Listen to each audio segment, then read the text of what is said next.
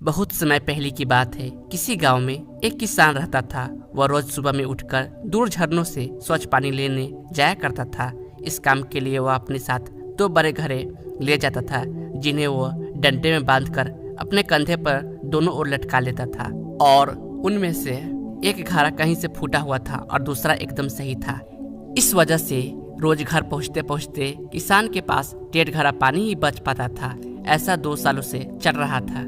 सही घड़े को इस बात का घमंड था कि वो पूरा का पूरा पानी घर पहुंचाता है और उसके अंदर कोई कमी नहीं है। वहीं दूसरी तरफ फूटा घड़ा इस बात से शर्मिंदा रहता था कि वो आधा पानी ही घर तक पहुंचा पाता है और किसान की मेहनत बेकार चली जाती है। फूटा घड़ा यह सब सोचकर बहुत परेशान रहने लगा और एक दिन उससे रहा नहीं गया। उसने किसान से कहा, मैं खुद पर शर्मिंदा हूँ और आपसे क्षमा मांगना चाहता हूँ। क्यों? किसान ने पूछा। तुम किस बात से शर्मिंदा हो?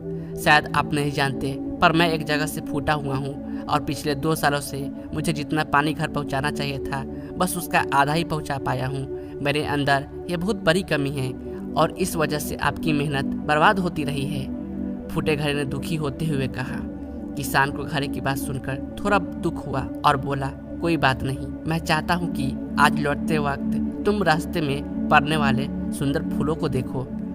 घड़े ने वैसा ही किया। वह रास्ते पर सुंदर फूलों को देखता आया। ऐसा करने से उसकी उदासी कुछ दूर हुई, पर घर पहुँचते पहुँचते फिर उसके अंदर से आधा पानी गिर चुका था। वो मायूस हो गया और किसान से क्षमा मांगने लगा।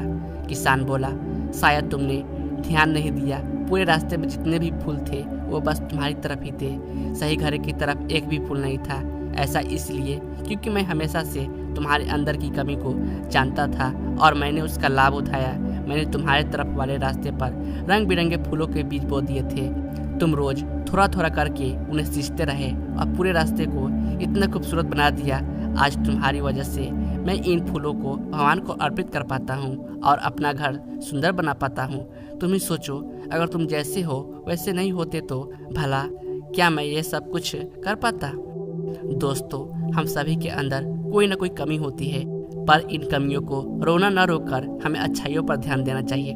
उस किसान की तरह हमें भी हर किसी को वो जैसा है वैसा ही स्वीकारना चाहिए और उसकी अच्छाई की तरफ ध्यान देना चाहिए। और जब हम ऐसा करेंगे तब फूटा घड़ा भी अच्छे घड़े से मूल्यवान हो जाएगा। दोस्तों, कैसी लगी ये कहानी हमें कमेंट करके जरूर बताएं।